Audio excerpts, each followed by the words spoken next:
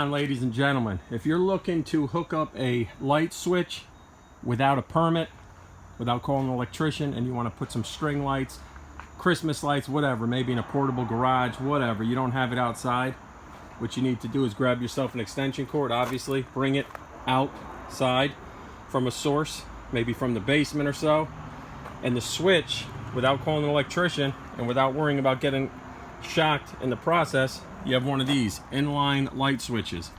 Waterproof, this thing can go underwater. You tie it in through your extension cord, all right, and then you have it coming out to your actual lighting fixture, whatever you want to light up. In this case, we have lighting inside a portable garage, all right. You got the off, the on. You could tie wrap this thing. There are no holes in this little unit, so you want to tie wrap it, or maybe use some clamps if you have some clamps, little pipe clamps or something to hold it in place. Very convenient. You don't need an electrician. You can do this on your own, all right. Go over to check out the video on lighting upgrades in a portable garage, and you can see how I actually installed this bad boy right here. And thanks for watching. Yo, Sonny!